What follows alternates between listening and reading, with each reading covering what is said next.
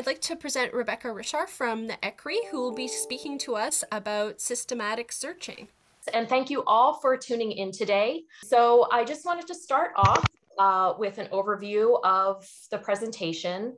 I'm hoping that after the presentation today, you will come away with a familiarity with the steps necessary to plan and execute a systematic review search. I am going to be sharing links to various resources and tools that can be used to guide and assist you if you're looking to go more in depth into this topic area. So we will begin by reviewing the basic parts of the systematic review search process and then focus in on specific steps, including how to translate a clinical question into a search strategy, how to compile a list of terms to use in the strategy, and how to structure these terms for use in different databases. I'm going to be sharing some tools that can be used to automate parts of the process. And throughout the presentation, I will be touching on some of the guidelines and standards that are used to guide systematic review searching. So I wanted to start off with just a little bit of background about myself and where I currently work as a medical librarian completing systematic review searches. ECRI is a nonprofit healthcare research organization located in suburban Philadelphia, Pennsylvania. I have been there for nearly a decade working on a variety of projects. Most of my day-to-day is spent searching to support our rapid review evidence reports for members. And then I also work on the larger systematic review projects. Most of the systematic review projects are part of a contract that we have with the US Veterans Affairs Department and the Department of Defense to create evidence reviews to support guideline development. Additionally, ECRI is designated as an evidence-based practice center by the Agency for Healthcare Research and Quality. So we are called upon to create systematic reviews on topics as needed for them. So some of the topics of recent systematic reviews that I've worked on include headache, malnutrition, depression, PTSD, and lower back pain. And I am currently deep in a strategy design process for a VA DoD project on schizophrenia. I've been working on strategy creation these past few weeks, and I am really looking forward to running my searches next week. It's very exciting. So I want to start off by going over some key points about what makes a systematic review a systematic review. These key points are copied from the Cochrane Handbook, which is a great place to go for information related to all parts of the systematic review process. There is a link to the online version of the handbook, and chapter 4 specifically covers the search process. So two things I just want to call out here that I think are very important. This idea of pre-specified criteria. This includes things like the focus of the review or key questions, search parameters like date ranges, database sources. All of this info is pre-specified in a protocol document, and having these pieces in place before starting the review will help to minimize bias. Another key point that I wanted to touch on here is the idea of having a team in place for a systematic review. At ECRI, our team consists of research analysts, medical librarians, subject matter experts, and support staff to assist with the various parts of the project. And I can't stress enough how important it is to have people on the team that you can check in with and collaborate with as you're going through this process. So for the presentation today, we are going to follow along this simplified chart that covers the systematic review search process. We begin with protocol development, and this includes defining the key questions, which will then be used to formulate our search strategies. Once we have created our search strategies, they must then go through a peer review process.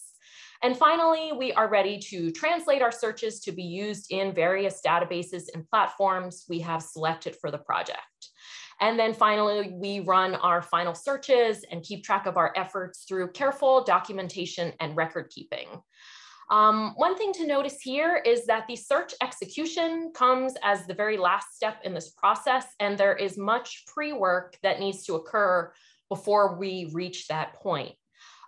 This is, of course, a very simplified chart, and I want to stress that this only covers the portion related to the search.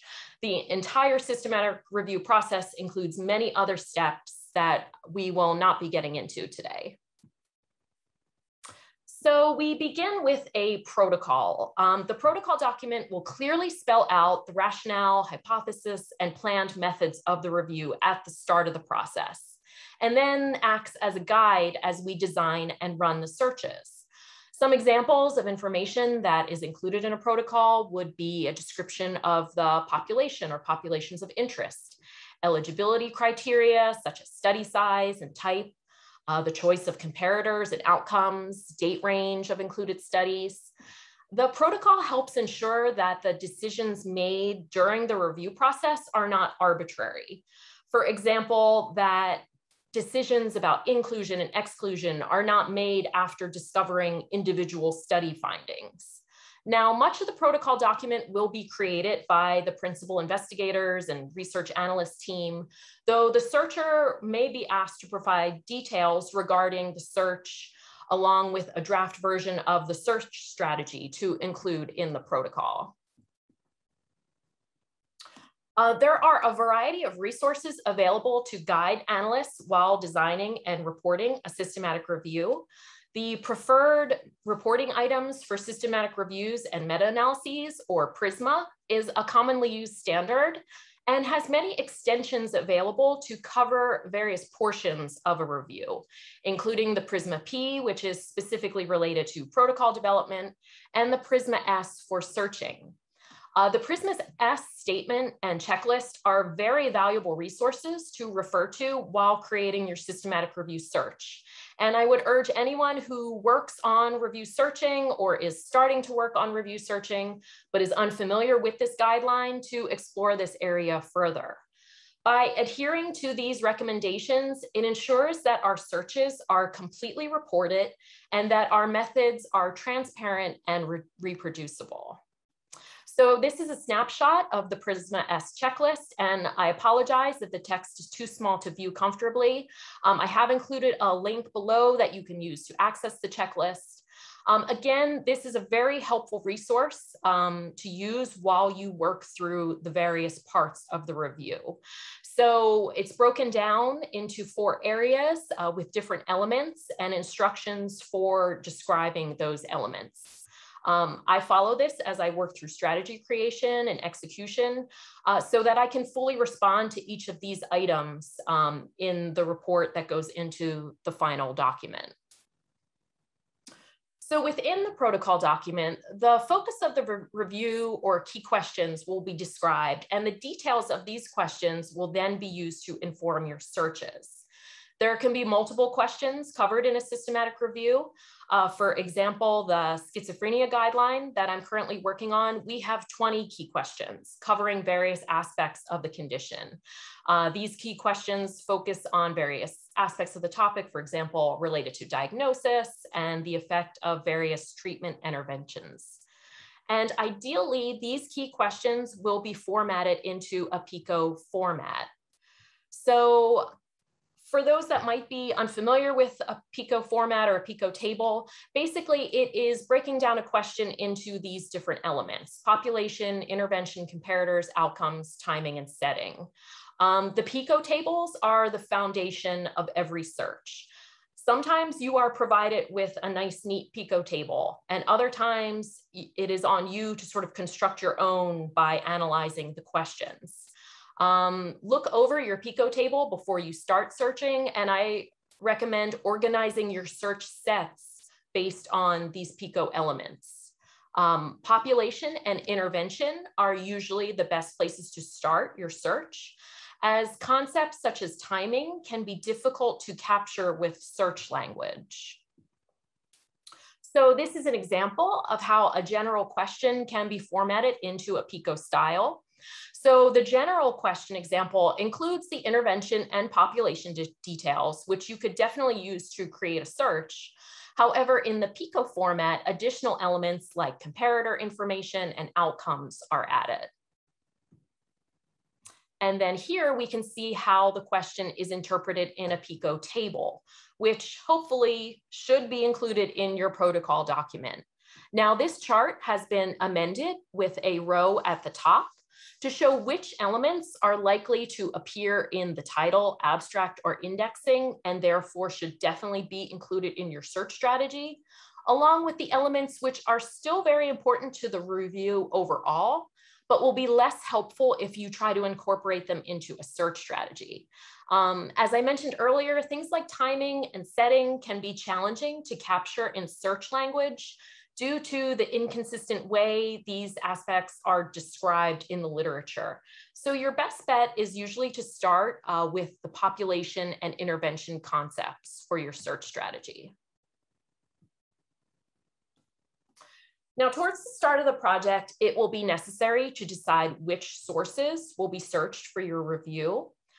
This is something you should decide upon early in the process and specify in the protocol document. Search sources typically include things like bibliographic databases along with gray literature sources. There are a variety of subject-specific databases that may be of use depending on the focus of your review. So these are some of the common databases I work with for biomedical related systematic reviews.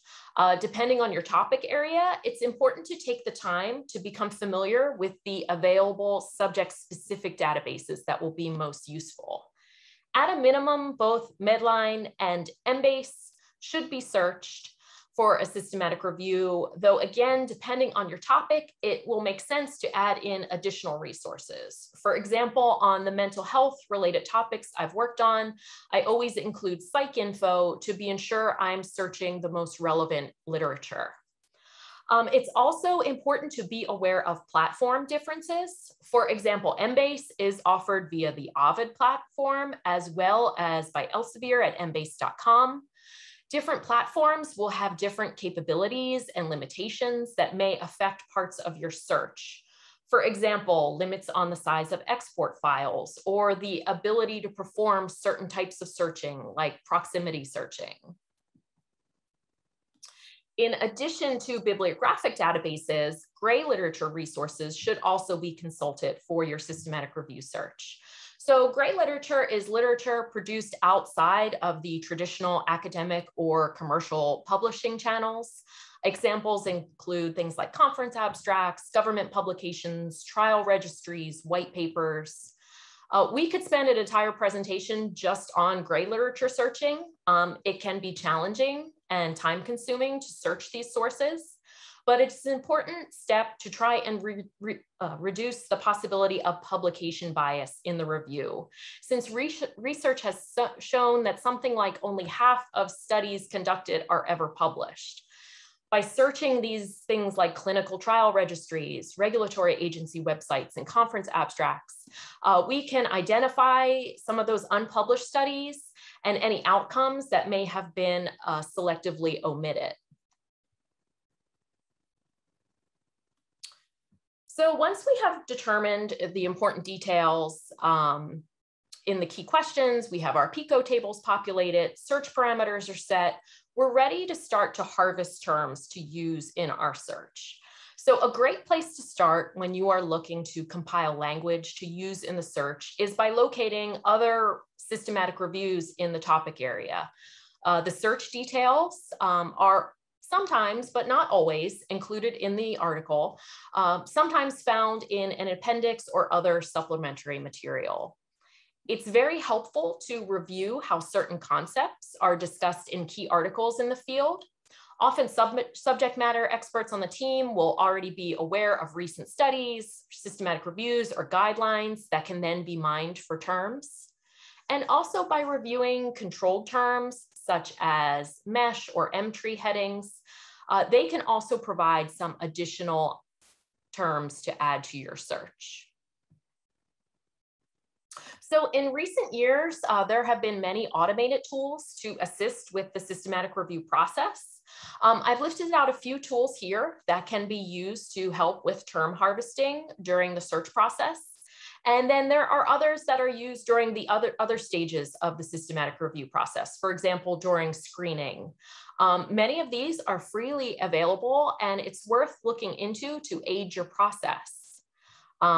Recently at ECRI, many on the medical librarian team attended a talk on the Systematic Review Accelerator suite of tools, and we are very excited to explore these further to see how we might formally incorporate them into our search process in the future.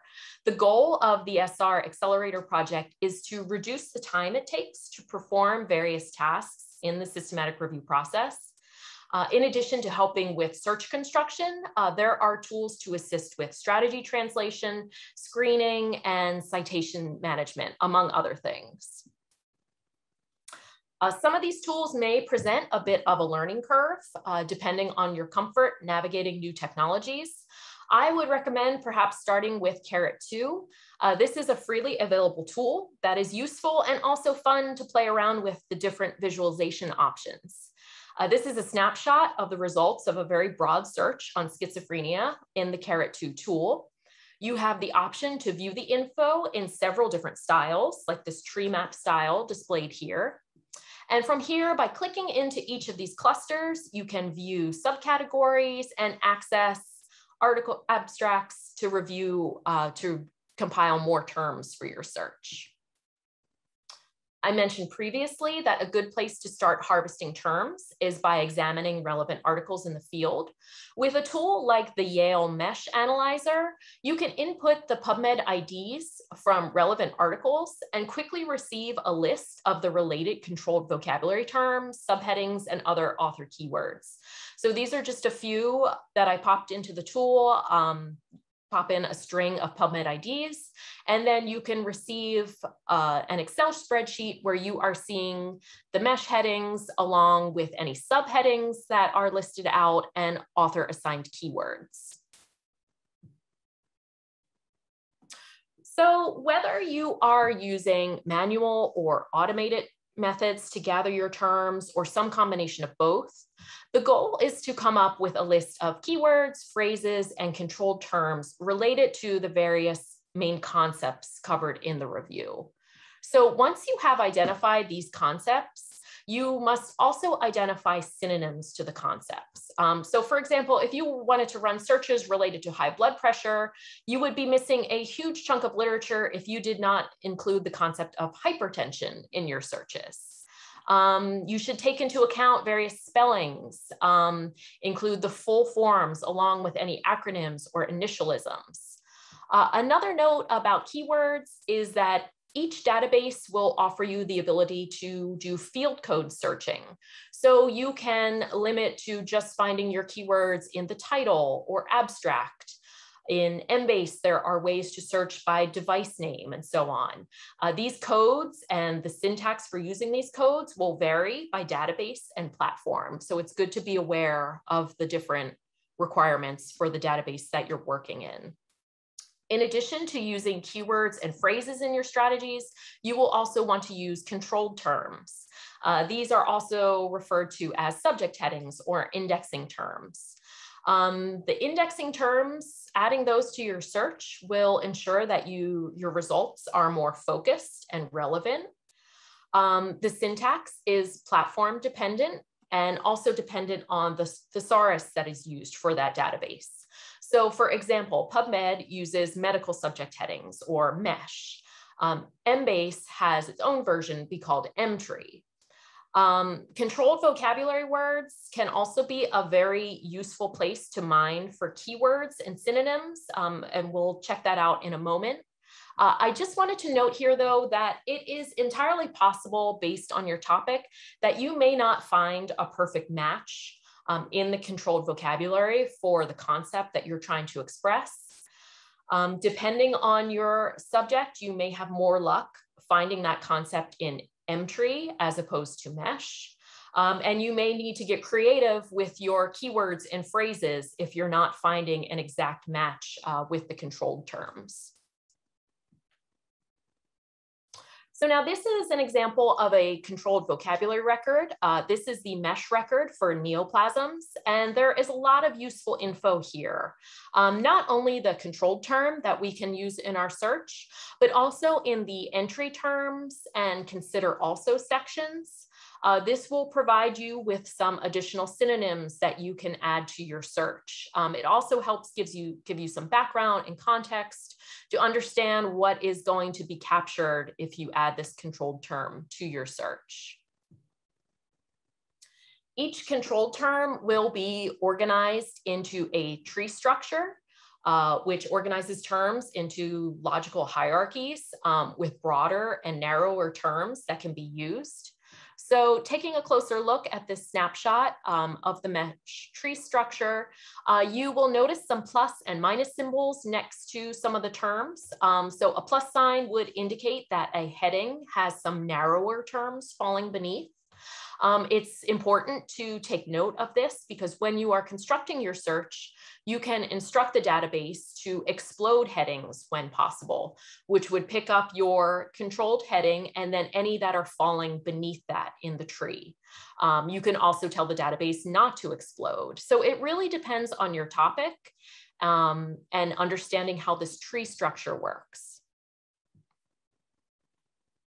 So as you dive into the literature and gather terms for your search, it's very important to stay organized. I like to keep track of relevant keywords and controlled terms while I work.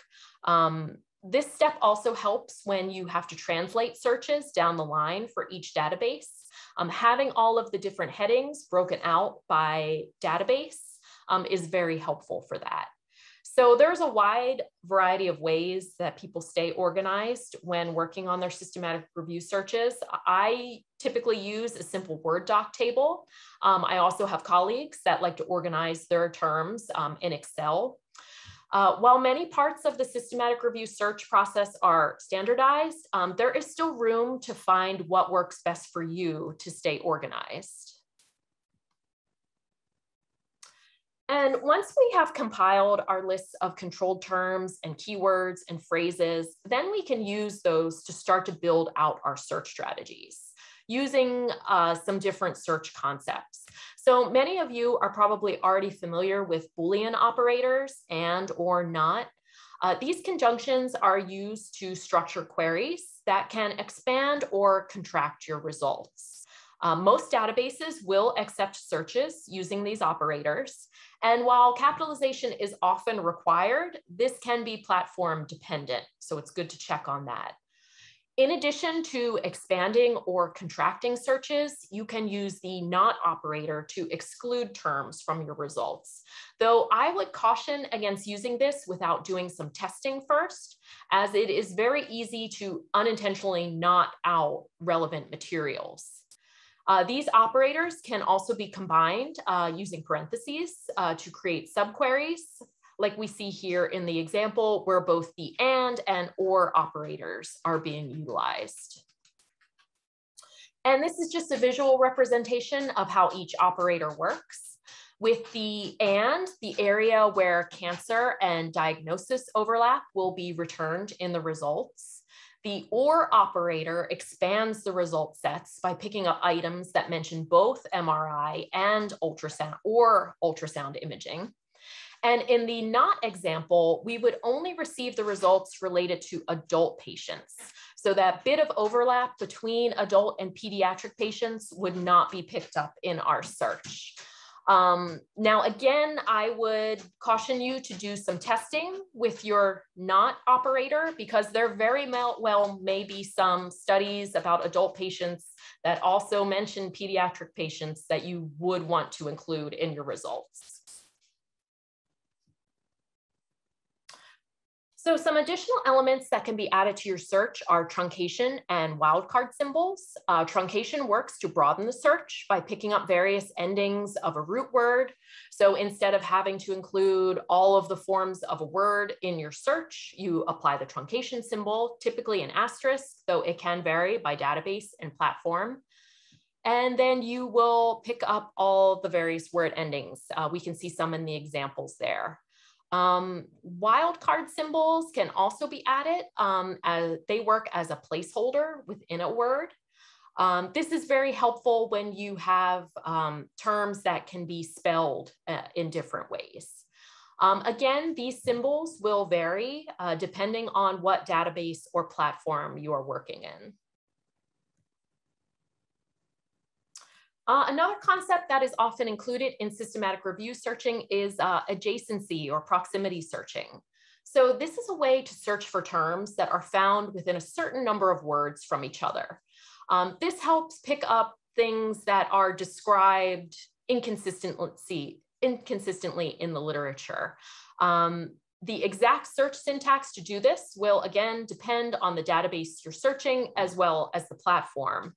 So for example, a PsycInfo search via Ovid will utilize a different syntax than if you were searching in PsycInfo via EBSCO. Also, this type of search is not available in every database. For example, you cannot do adjacency searching in Pubmed, though you could search Medline via Ovid and then have access to adjacency operators. I've included two examples here in embase.com syntax. They use near and next to perform similar but slightly different searches. So the first example uses near, which will find your terms in any order within the specified number of words, while the next operator will find the terms in the exact order as entered. So the results for the second example wouldn't be pulling in abstracts where the word pressure occurs before the word blood. An additional element that is often added to systematic review searches are search hedges. Sometimes these are referred to as search filters.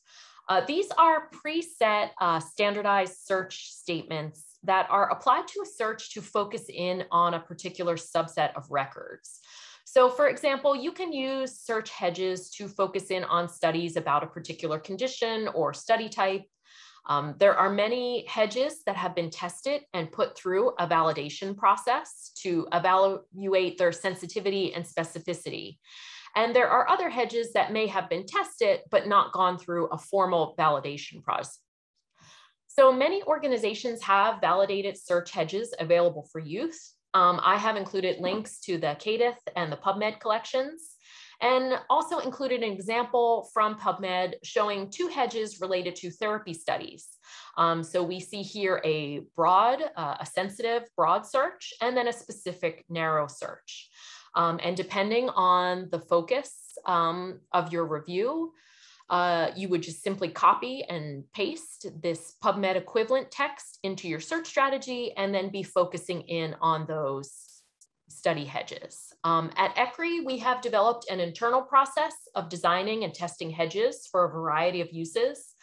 We have hedges to remove animal studies, to remove or focus in on pediatric population, or to focus in on certain publication types like systematic reviews or non-randomized studies.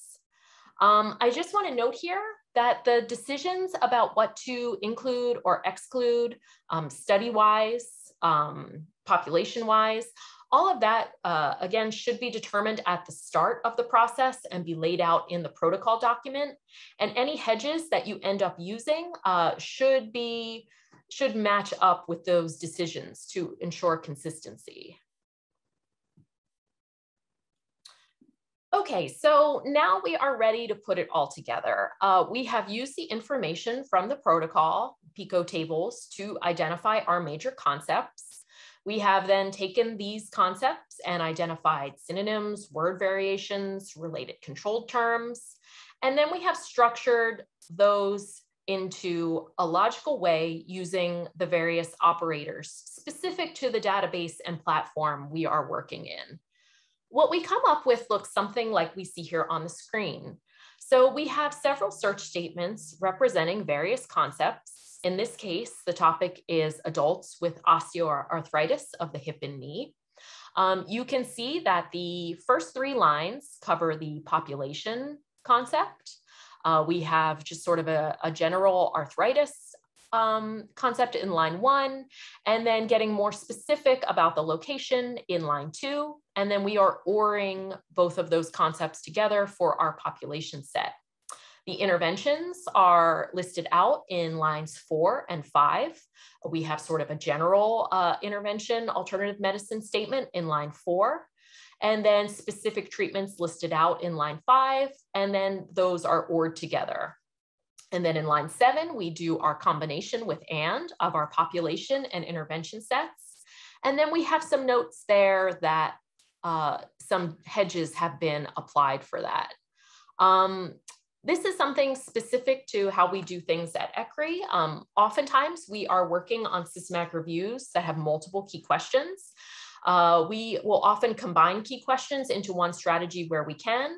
Other times we will create separate strategies for each of the key questions. And when we're listing those out in a protocol document, instead of copying and pasting hedge for 20 different strategies, we put a note here to say, see the end of the table, which then we will have spelled out the specifics of the hedges that we used.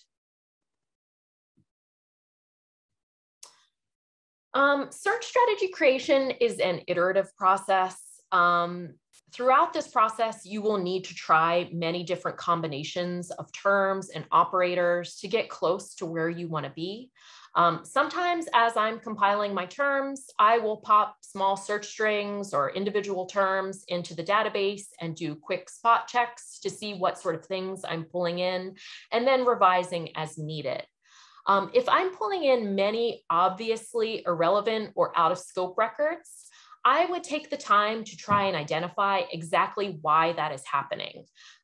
So for example, do I have a subject heading exploded that is bringing in some out of scope materials?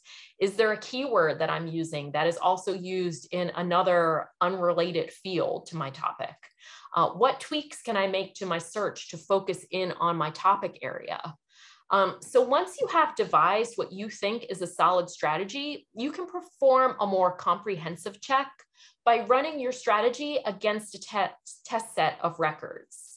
So this test set should be comprised of relevant articles that you would want or expect to show up in your searches. In this example here, I have a very small test set of 5 records.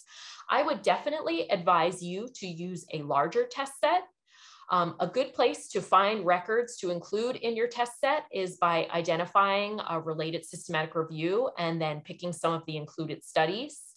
Find these studies in the database and make a string of the unique identify numbers and OR those together to get your test set. Then you will run the search string that you are interested in testing, and then combine your strategy with the test set. So in this example here, and again, I apologize if the text is too small to view comfortably. At the bottom in line 1, we have our test set. Line 2 is showing the strategy that we are interested in testing. And then in line 3, we are ORing those together. And we can see on the far right with the results numbers that the numbers between line 2 and line 3 have not changed. So that is telling me that line 2 has picked up all of the records in my test set.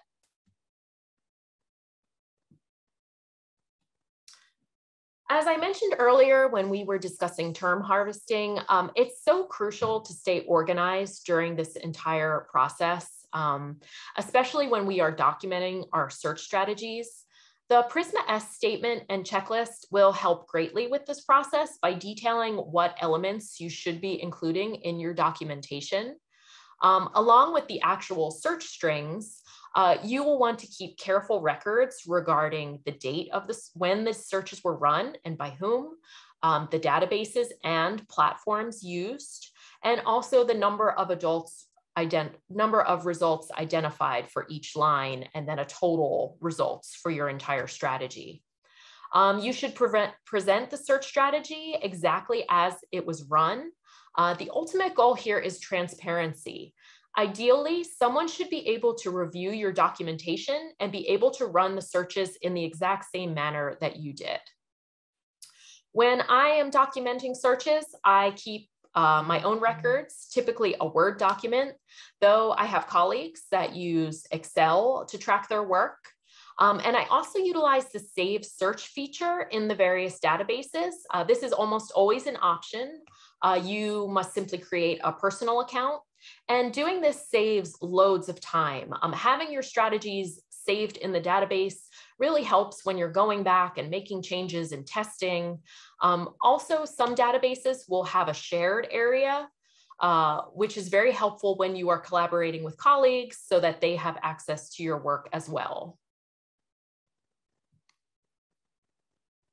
And so this is an example of the type of strategy form I use for my personal work. At the top, I have project details listed out along with the date of the search, the database and platform info.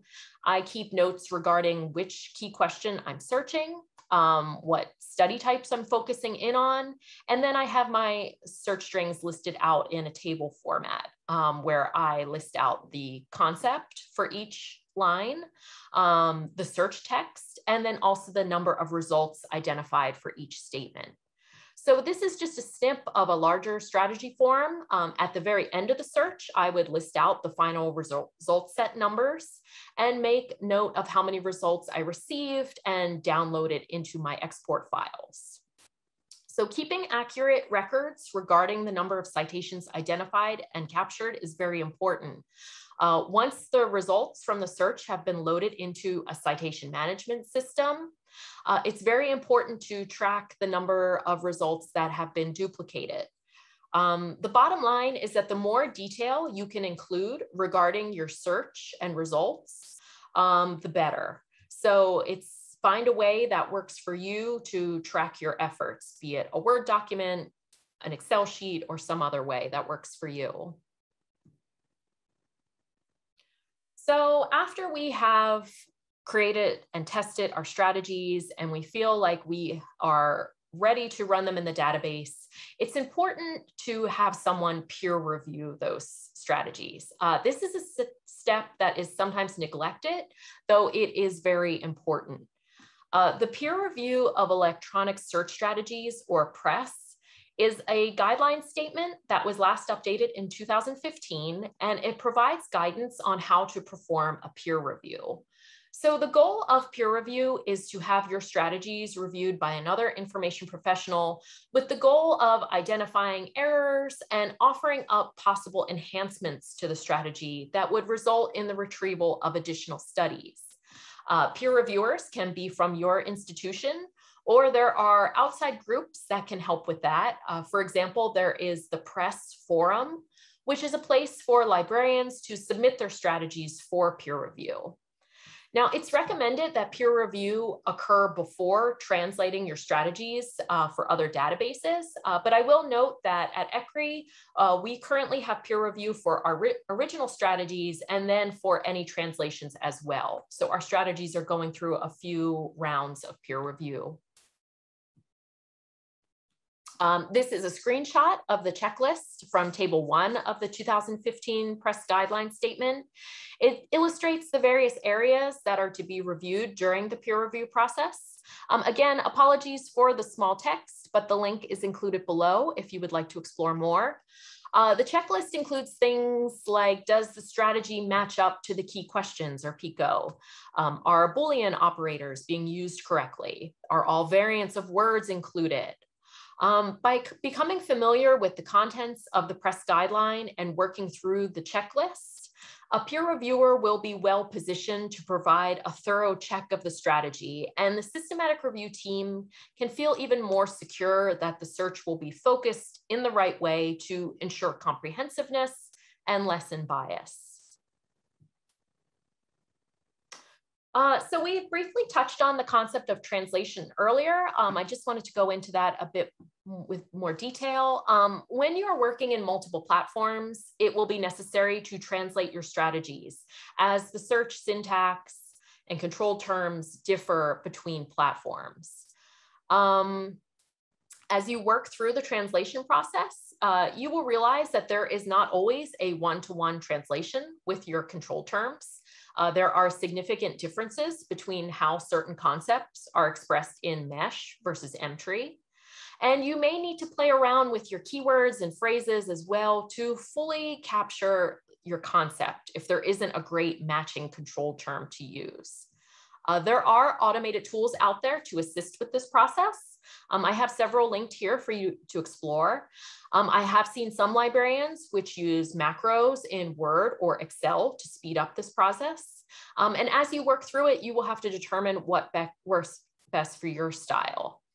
I just wanted to share an example here of how a search statement translation looks between Ovid PsycInfo and embase.com.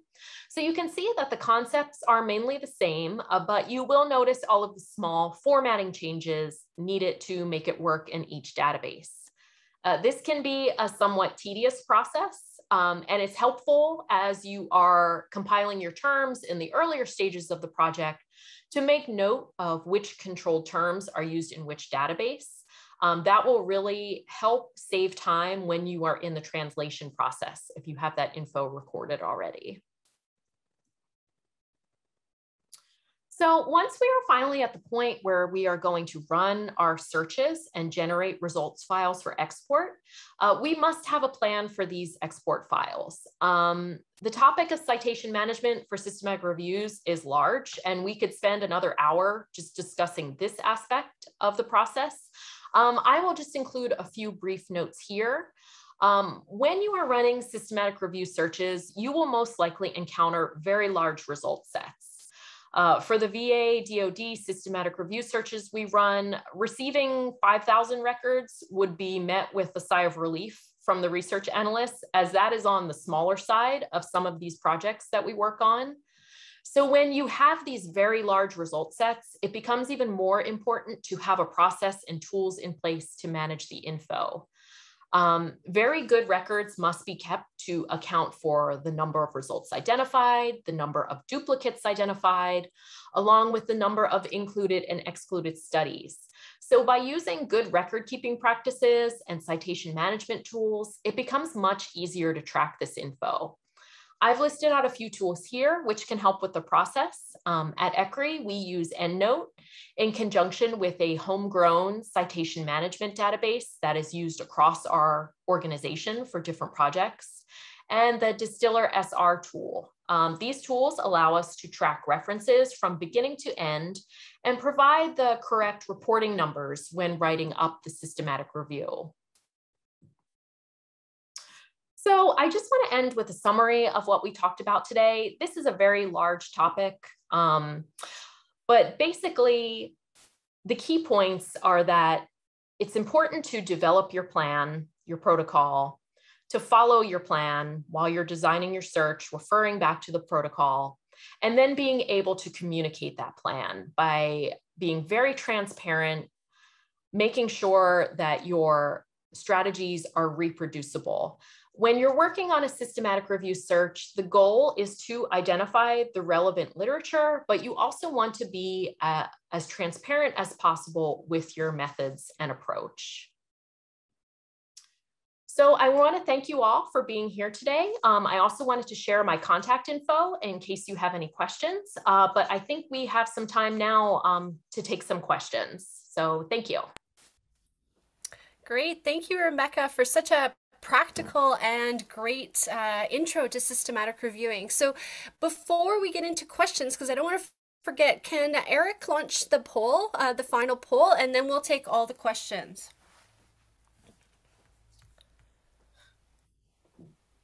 Rebecca, I think you got asked to share your previous slide again, so do you want to keep that up?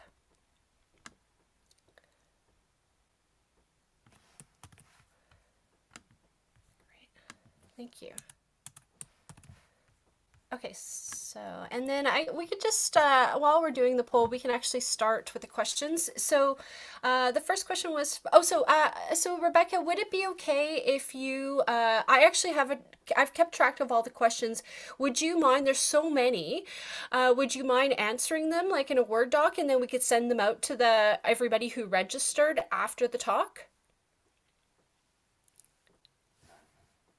Oh yeah, that would be no problem at all.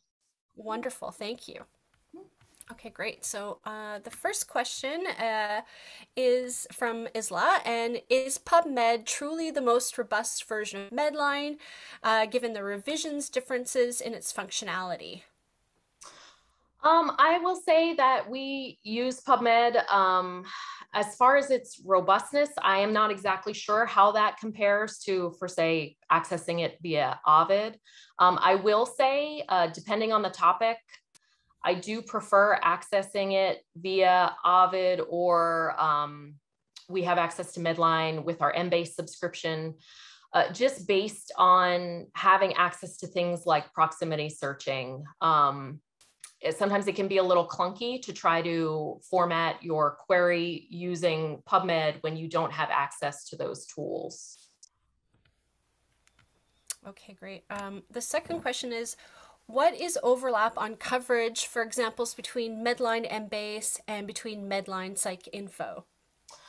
I believe that Embase has something like 3,000 additional journals included. I will say that when we do our Medline and PsycInfo searches, there is quite a bit of overlap between what we are finding in Medline and PsycInfo. There are usually, I wouldn't say a handful, I would say maybe 20% unique results that I find in PsycInfo that I would not have found in Medline.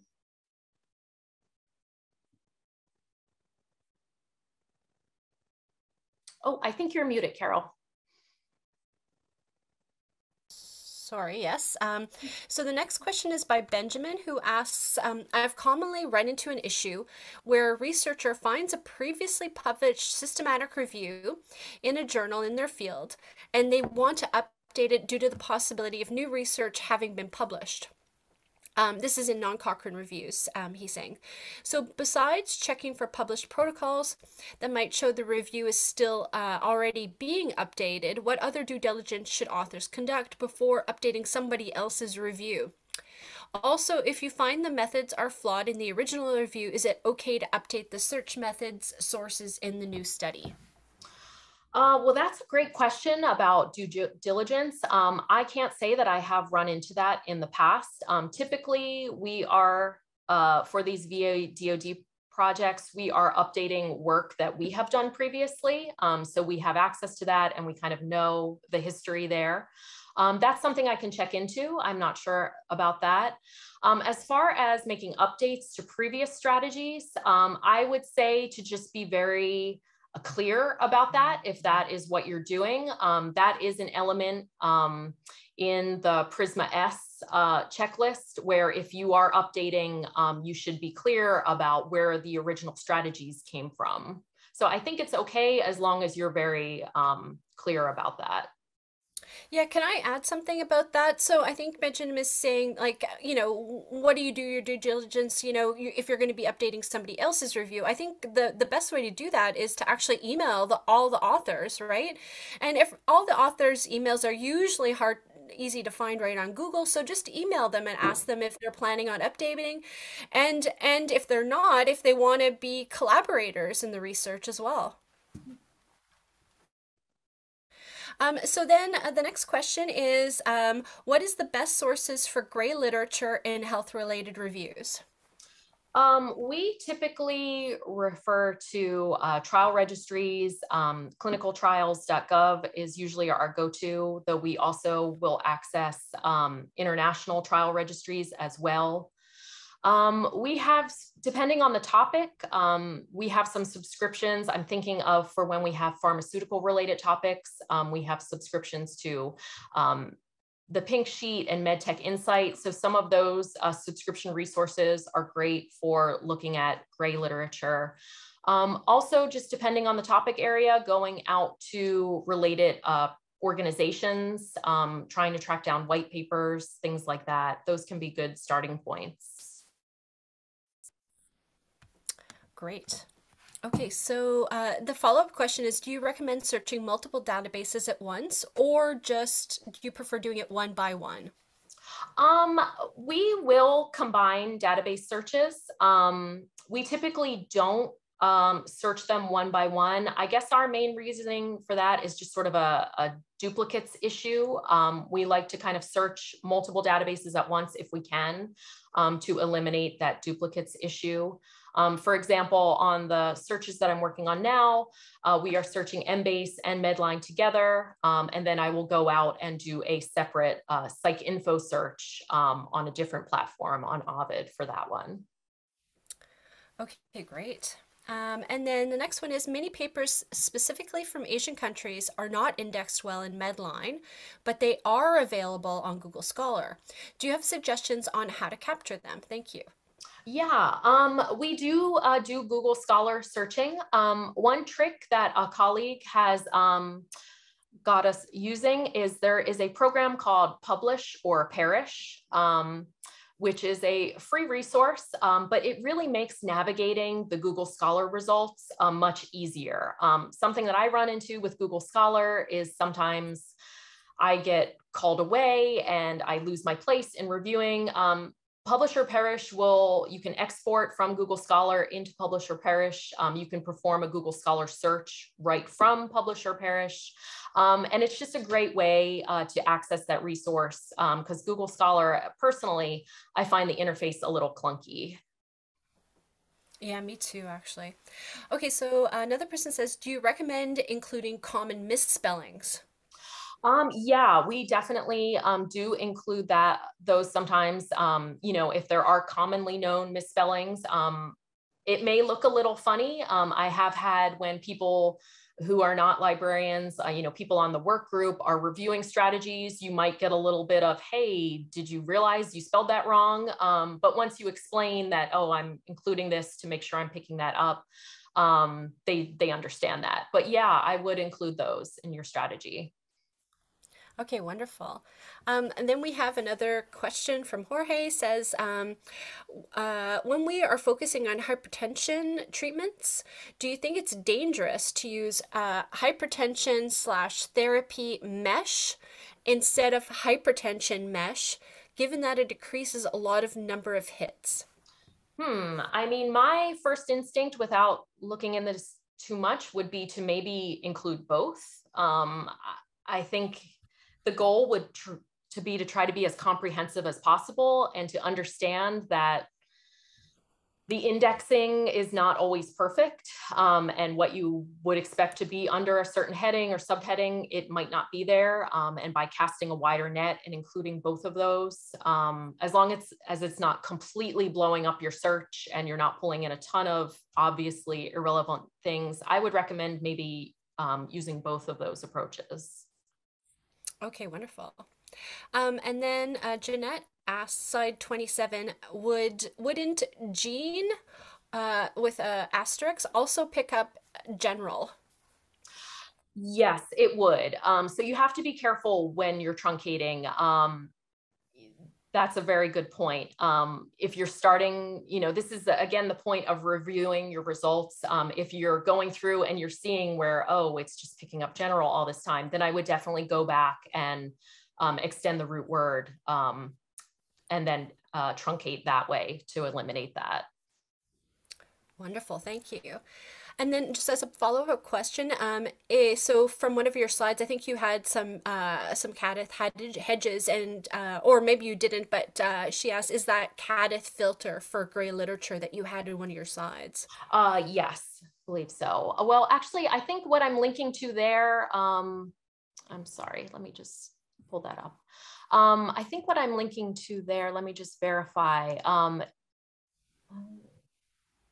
Now I can't find it. Let's see here.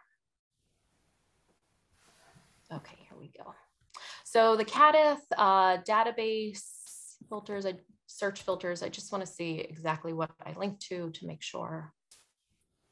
So this is strings attached. It's listed as the database search filters, and it includes things like a systematic review filter, an RCT filter, guidelines. So this doesn't seem to be for gray literature. This is more for particular study types here. There's also an economic filter, guidelines, things like that. Okay, is there actually, I don't know of any gray literature hedges, do you? Not that I'm aware of, no. That I is a guess it good would be very question. specific to each clinical or, public health question, wouldn't it? Mm-hmm. Yeah, that's a tricky one. I can't say that I've come across that. Yeah. Okay, so then the next question is, what are your suggestions to exclude children and animals in PubMed? Well, personally at ECRI, we have designed a way to do that. I am a little hesitant to share it just because it hasn't been validated. It's just something that we came up with through our own internal testing. But there And then are, Rebecca, is there, I think the follow-up question is, were you planning on like publishing any of your filters or putting them online? yeah, I mean, that is something we have discussed. I have two colleagues that are looking into that now, and hopefully that is the goal. I'm not sure Okay, when, great. but yeah, we were thinking that that might be something to look into. Yeah, that's amazing. That would be, yeah, really, really useful. Okay, so are double negatives fine? Oh, that's a fun question. I am not sure about that. I would have to test that out to see. All right, okay. And then would benchmark articles suggested by the research team doing the review be good to include as or in your test set, I guess, would benchmark Yeah, articles. I would say so. You know, if there are sort of things that you would expect would turn up in your search, based on the topic, based on publication type, date range, then yeah, I would go ahead and include that in your test set. Okay, great. And then how can one limit the search into certain dates of publications, for example? Is there any such capability, for example, in OVID, not just for year of publication? Yeah, so there are various field codes. We're running into this with our current guideline projects, just trying to figure out exactly how to limit to date.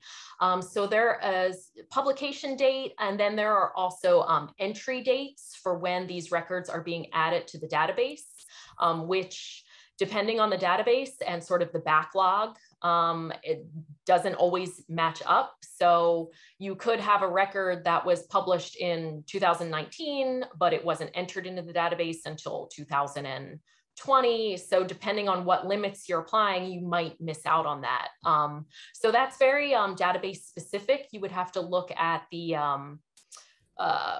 field codes and the exact syntax for where you're working. So I could, if you let me know which database, I'm not looking at the chat, I can try and get that answer to you, how you could actually do that.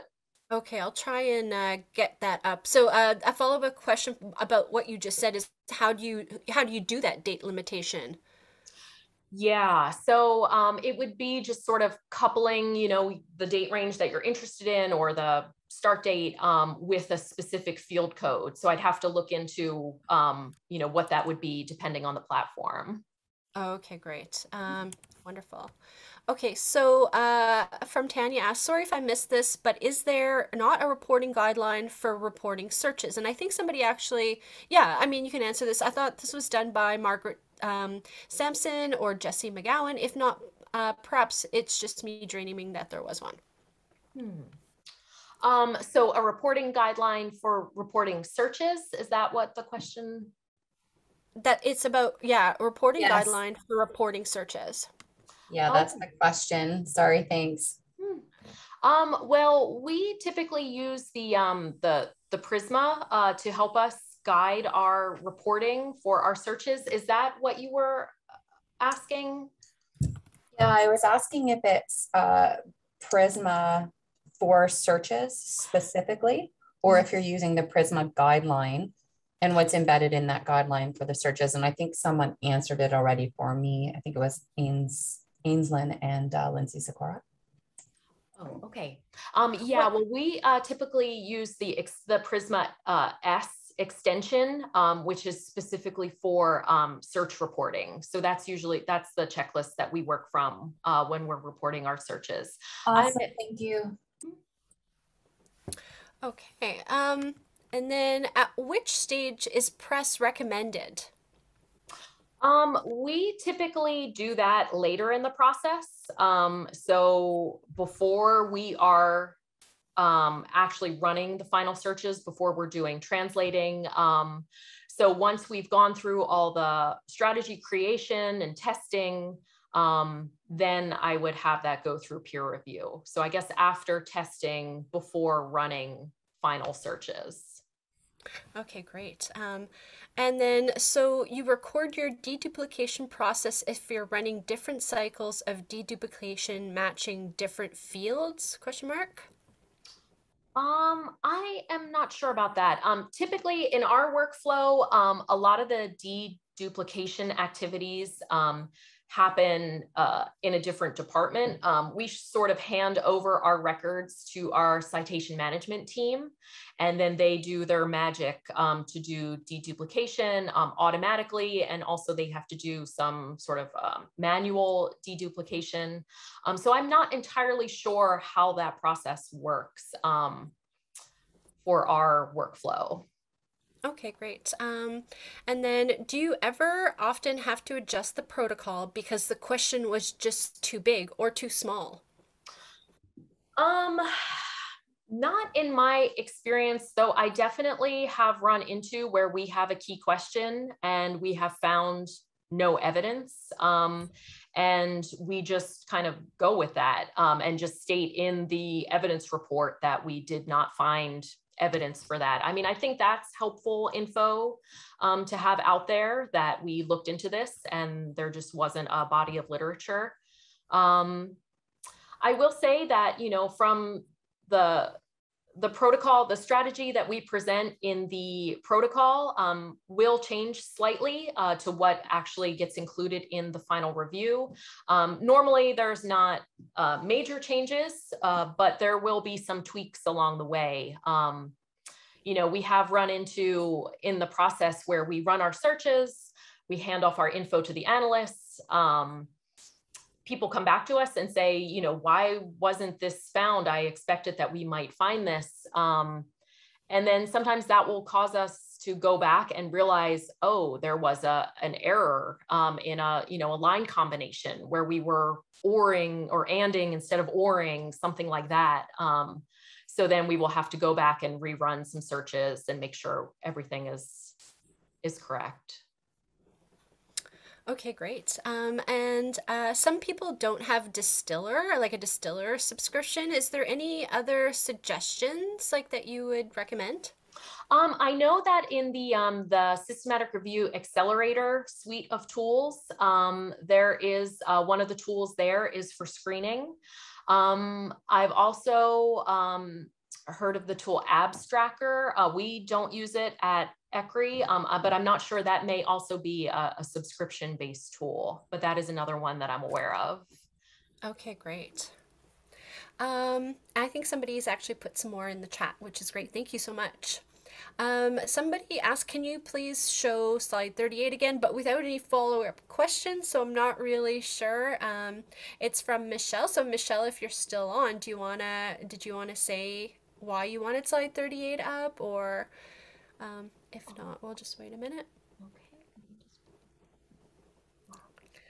And then while we're waiting, do you include preprints such as from RXIV and Bio, sorry, I don't know how to pronounce it, RXIV, and Base will be including them next month? Yeah, we have been following that discussion closely. You know, currently we do not include preprints. We sometimes include preprints in our rapid review reports, especially when we were covering a lot of COVID topics. We put in place a procedure to include preprint information. But for a lot of our projects, we do not include those. And that is a discussion we're going to have now that they're being included in Embase as well. Okay, great. And I think people might be thinking of Caddis Gray Matters guide for gray literature searching. So we'll include that link when we send you the questions and the answers. And then how do you properly find balance between relevancy and comprehensiveness? I struggle to decide whether to use a keyword, comprehensive versus index, more relevant, assuming the term is very specific. I Right. tend to err on the side of comprehensiveness, but it's not very efficient. Wondering if you have any tips. Yeah, I mean, that is the eternal struggle. That's something I definitely struggle with as well. I guess personally, I do tend to err on the side of comprehensiveness. I read a really interesting article just looking at the time it takes to do sort of level 1 screening, where really people can kind of churn through that earlier screening once the analysts have the results, where if you have a ton of records, it may seem sort of very daunting to pass that off to someone else to go through. But in reality, it doesn't take that much time to kind of realize, oh, this is relevant or not relevant. So I feel bad passing along, you know, thousands of records sometimes, but I also feel like, you know, in order to have that comprehensive search, it's kind of a necessary evil to just, sometimes you can't always be super focused or as focused as you'd like for these big systematic review projects. Great. Yeah. So how many do you typically get, like, Rebecca, like in a search? Can you give us an example? Well, let's see. I think the last one I had completed was for low back pain, and I believe there were about 8,000 results for that. But I have to double check. I think in the final evidence report, I mean, we maybe ended up using, you know, 200 of those or something. I mean, it's really amazing to see how the number falls the farther along it goes in the process. And is that typical? Yeah, well, I would say so, though there are outliers.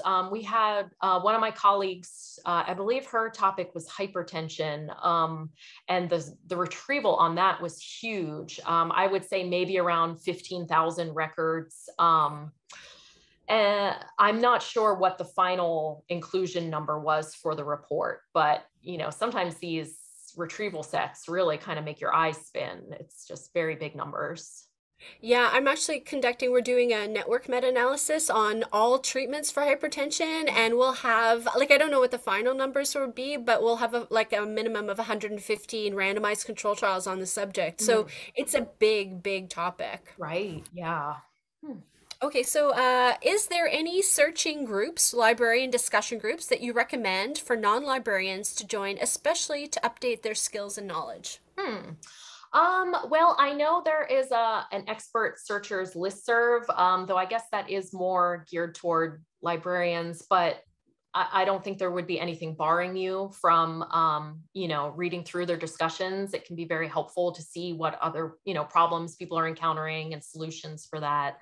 I think a group like this is really excellent, just to get feedback and, you know, be exposed to new, you know, concepts in this field. I'm not really sure about, there are a lot of great just sort of blogs out there and resources put together by librarians. I find it really helpful looking through, you know, the resources that academic librarians have put together for their, you know, their college students. They're also often very well sourced and just clearly written, really good for sort of like the non-technical side for understanding these concepts. Great. So I think maybe we'll just like take one more question, but then that'll be it. There's more coming. So just if you still have questions, put them in the chat and we can answer them and send them out to you, as we mentioned. But how do you deal with retraction regarding inclusion of a preprint? Yeah, this is something new that we're incorporating, just the idea of searching for retracted studies. We have a search statement, I guess you could call it a hedge or a filter, which we are going to apply to our full set of searches. Once we run all 20 key question search statements, we will run this retraction filter, see what pops up, and then go back in and pull the original studies and just set those aside and make the analysts aware that, hey, these have been retracted. So it's a little extra legwork to do, but I think it's worth it just to be sure that all the, you know, things that have been retracted aren't sneaking through. Okay, great. Well, I just really wanted to thank you for an excellent talk. I just wanted to reassure everybody that, well, Rebecca, will you be sharing your slides as well? Because we'll be Yes, doing the recording, but if you could share your slides, I think sure a few thing. people have asked for them. And Definitely. then, yeah, we can actually share all the answers to the questions too. Because there's people that weren't able to attend, but they do like to have the recording. So we could share that with you as well. And yeah, just thank you so much. It's been such a great talk, and maybe we can get you to come back and talk like about one of the aspects in, more detail, like you were talking about, maybe citation, or sorry, like, with some of the tools that you use. Great, sure. Yeah, this is great. I thank you all so much for being here and for listening to me ramble about systematic review searching. It's been fun. Yeah, and thank you, everybody. We really enjoyed having you. All righty, great. Okay, well, thank you.